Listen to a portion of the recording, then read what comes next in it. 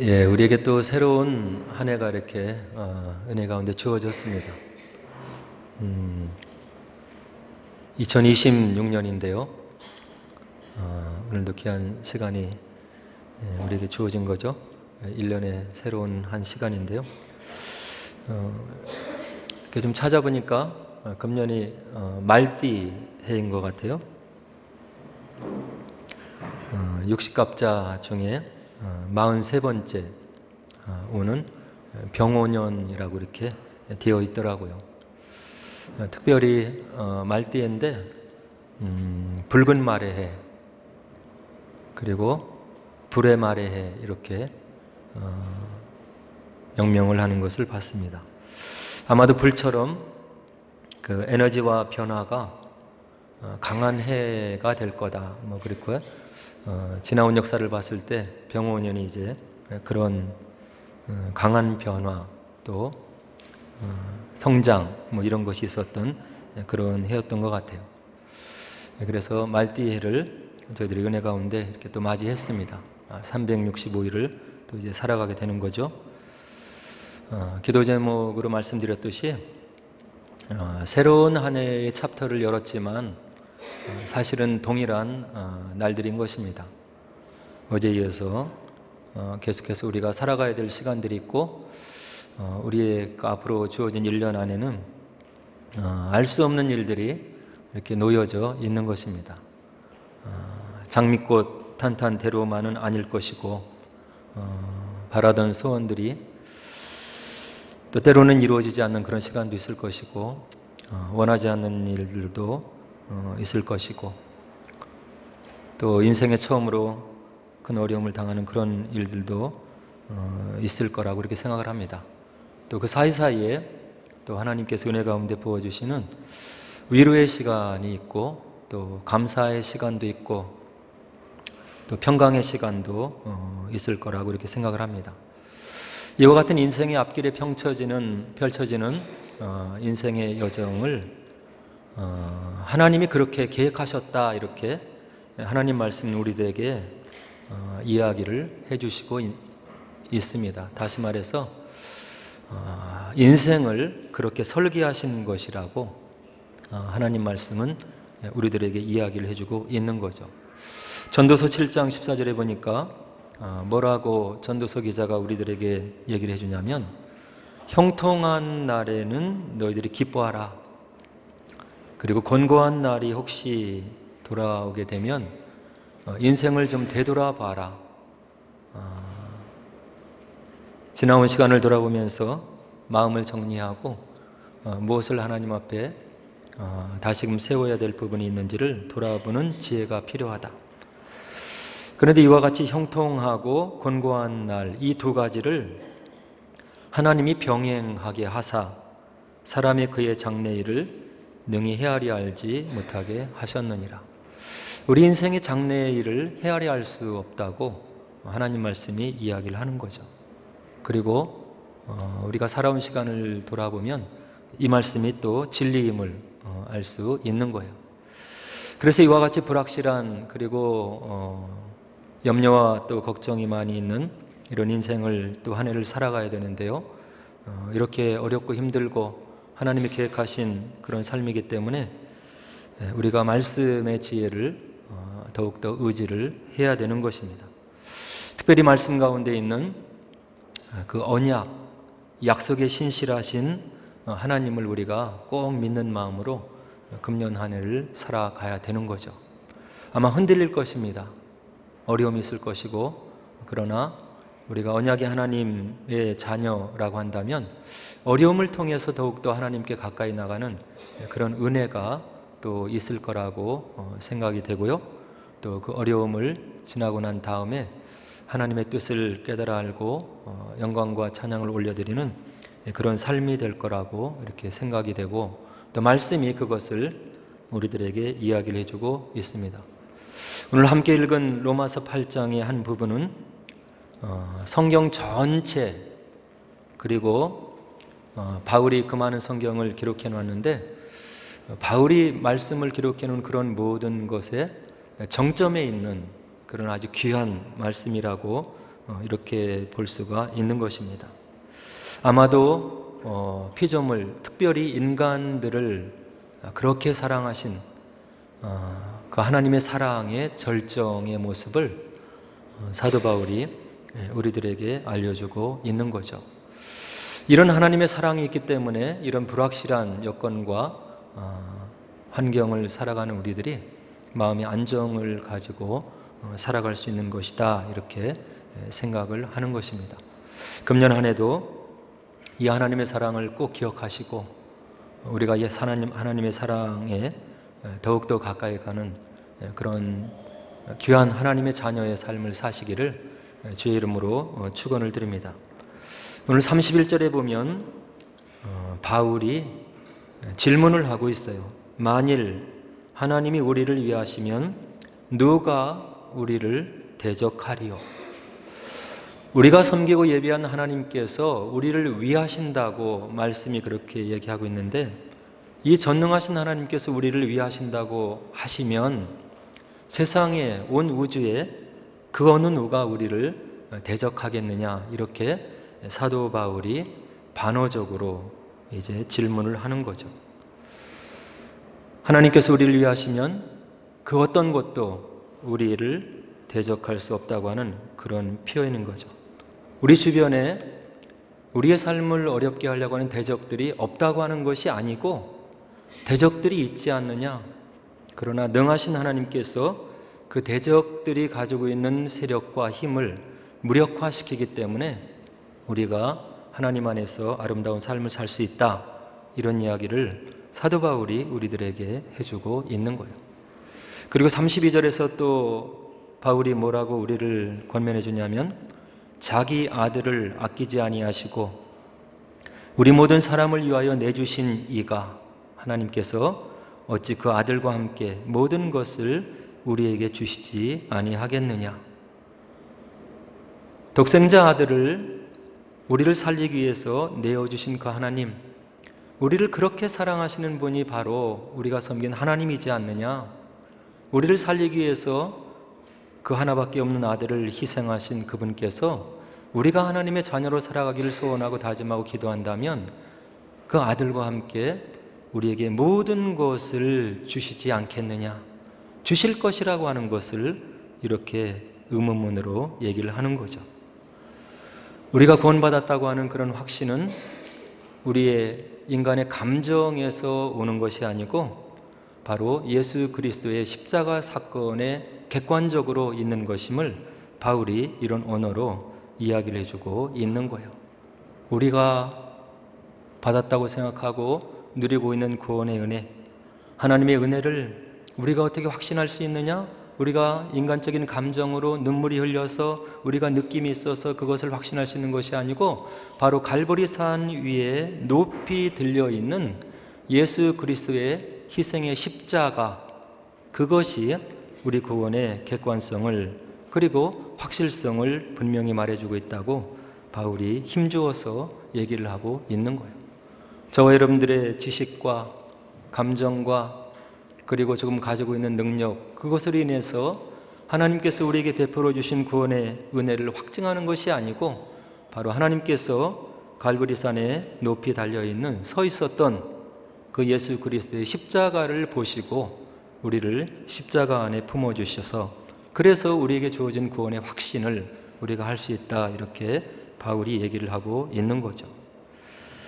그리고 33절로 34절에서 바울은 더 큰 비밀을 얘기하는데요. 누가 능히 하나님께서 택하신 자들을 고발하리요?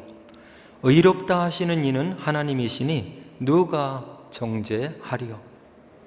바울이 지금 우리가 받고 있는 구원의 은총 그리고 그 효력에 대해서 이런 법정적인 용어를 가지고 설명을 해주고 있는 거예요. 여기에 펼쳐지는 법정은 하늘에서 펼쳐지는 법정인 거예요.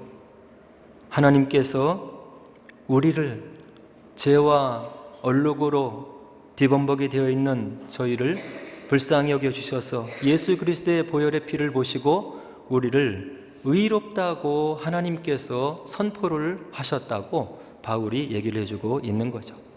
하늘의 법정이고 하나님께서는 재판장이 되시는 거예요. 재판장 되신 하나님께서 우리를 의롭다고 선포를 해주시고, 그리고 저와 같은 또 우리 모든 사람들과 같은 부족한 죄인들을 변호해 주시는 분이 계신데, 바로 죽으시고 살아나셔서 우리의 죄를 모두 하나님의 명령 가운데 속죄를 완성하셨다고 하는 그리스도께서 두 팔을 벌려서 두 팔에 박힌 못자국을 내밀면서 두 발에 박힌 그 못자국을 하나님 앞에 보여주면서 내가 이들의 모든 죄를 사하지 않았습니까? 이들을 위해서 내가 십자가에 달려서 모든 죄값을 받지 않으셨습니까? 이렇게 가시면류관과 못자국이 난 두 손과 두 발을 가지고 예수 그리스도께서 하나님 앞에 우리를 위해서 변호하시는 그런 예수님이 계시기 때문에 바로 우리를 향해서 정죄할 그 어떤 사람이 없음을 바울이 다시 한번 얘기를 해주고 있는 거예요.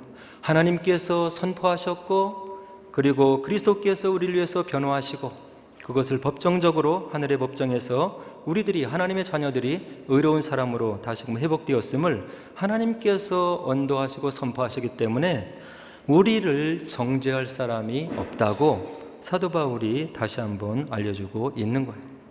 우리가 신앙생활하면서 느끼게 되는 여러 가지 죄책감들, 그리고 하나님 말씀 앞에 바로 서지 못했던 그런 모습들, 연약한 모습들, 이런 것을 가지고 우리가 자괴감에 빠질 것이 아니라, 우리가 그렇게 연약했기 때문에, 부족하기 때문에, 인격이 모자라기 때문에 하나님의 은혜가 필요하고 그리스도의 희생이 필요한 것이고, 그 그리스도의 십자가 희생으로 말미암아서 내가 의인이 되었음을 마음속에 확신하면서 다시금 일어서서 우리의 믿음의 경주의 생활을 뚜벅뚜벅 걸어가는 것이 하나님의 자녀의 바로 삶이라고 하는 것을 오늘 33절과 34절이 우리들에게 이야기를 해주고 있는 거예요.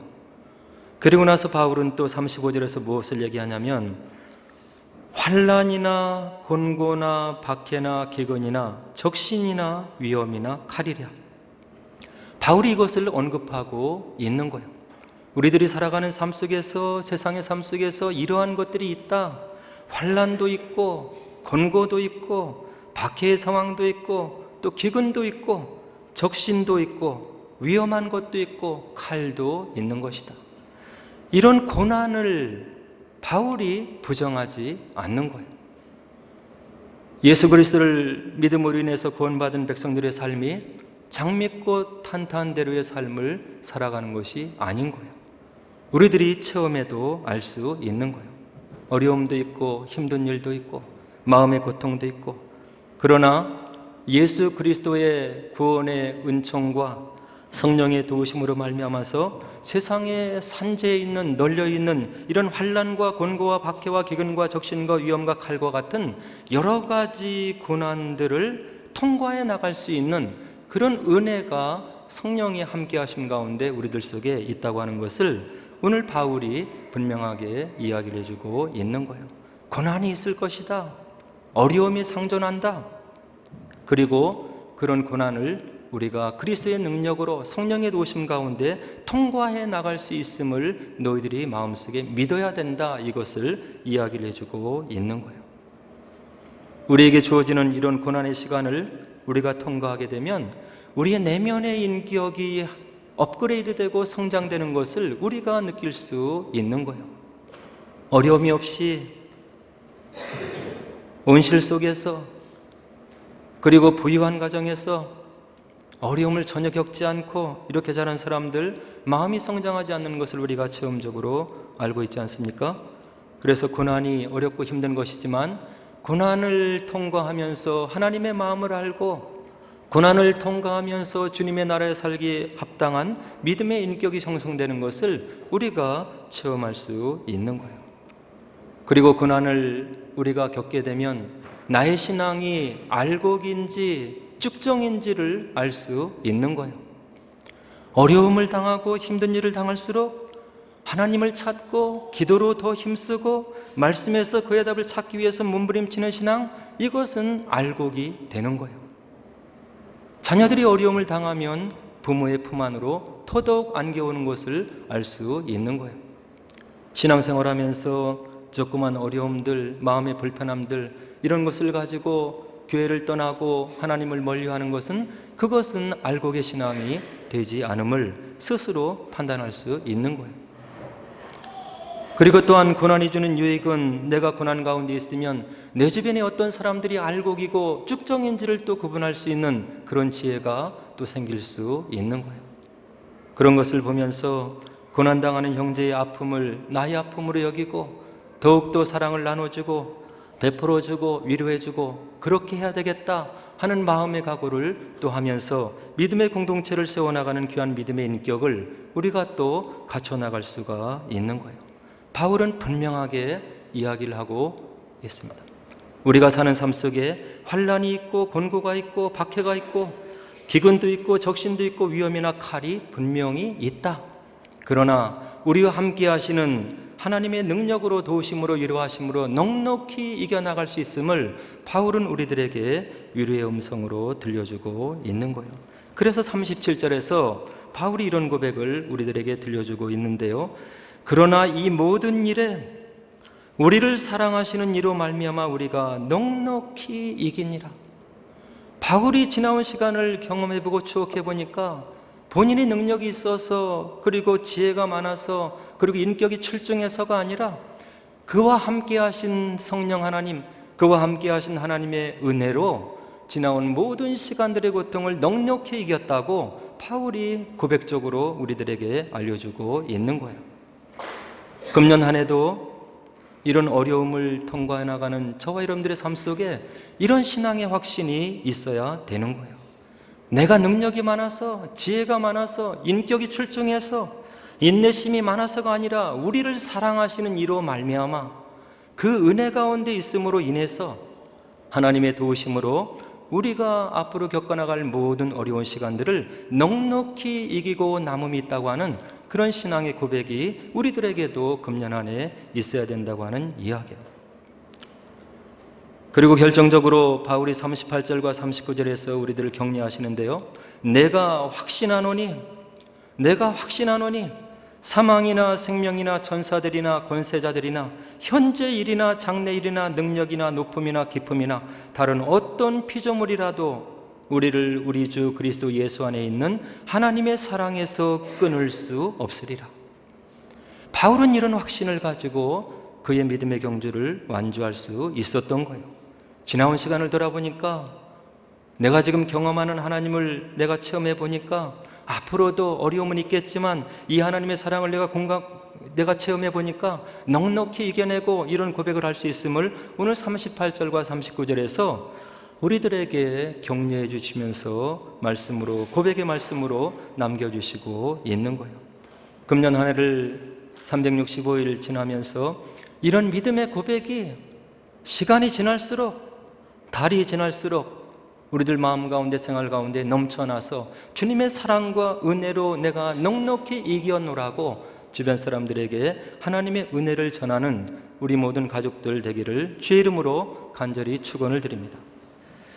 그리고 우리가 이와 같은 하나님의 사랑을 가지고 믿음으로 인내하면서 살아가야 되는데 세 가지 사실이 또 필요한 거예요. 하나님의 말씀을 확신하기 위해서 그리고 하나님의 은혜 가운데 우리가 인내하는 믿음의 경주를 온전히 하기 위해서 첫 번째로 우리 믿는 자들에게 주어진 은혜가 무엇인지 제가 여러 번 말씀드렸는데요. 구원의 가치를 잊지 말아야 될 것이다 하는 생각을 해보게 되는 거예요. 시편 49편 6절로 8절에 보니까 시편 기자는 우리들에게 임한 이 구원의 가치가 얼마나 큰 것인지를 분명한 필체로 얘기를 해주고 있는데요. 뭐라고 고백하고 있냐면 자기의 재물을 의지하고 부유함을 자랑하는 자는 아무도 자기의 형제를 구원하지 못하며 그를 위한 속전을 하나님께 바치지도 못할 것은 그들의 생명을 속량하는 값이 너무 엄청나서 영원히 마련하지 못할 것임이니라. 이렇게 값으로 헤아릴 수 없는 구원을 우리에게 하나님께서 은혜로 그리스도의 희생 가운데 십자가 희생 가운데 은혜로 주어졌음을 우리가 마음속에 꼭 담고 있어야 인내하고 고난을 뚫고 나갈 수 있는 믿음을 가질 수 있다고 한다는 그런 이야기예요. 그리고 두 번째는 말씀 속에 노정되어 있는 언약의 하나님을 잊지 말아야 되는 거예요. 구약에 나타나는 모든 신앙 선조들의 그런 믿음의 삶들, 그리고 신약 속에서 드러나는 모든 신앙 선조들의 믿음의 삶들, 그들의 삶이 있을 수 있도록 하나님께서 그들을 지켜주시고 인도하시고 약속해 주시고 약속을 그들의 삶 속에서 이루어 주시고 이와 같이 그들의 삶을 인도하시고 빚어나가신, 공급해 주시고 지켜주시고 함께 해주시는 그런 하나님이 바로 저와 여러분들의 언약의 하나님임을 꼭 기억하셔서 혹시 어려움들, 고난의 순간이 온다 하더라도 이 삶을 우리가 은혜 가운데 잘 겪어나가고 또 넉넉히 이겨나는 그런 우리의 믿음의 삶이 되어야 되겠다 하는 생각을 가져보게 되는 거예요. 그리고 세 번째는 우리가 인내하며 승리하는 삶을 살기 위해서는 성도들의 삶은 이미 이긴 싸움을 해나가는 삶이라고 하는 것을 우리가 꼭 기억을 해야 되는 거예요.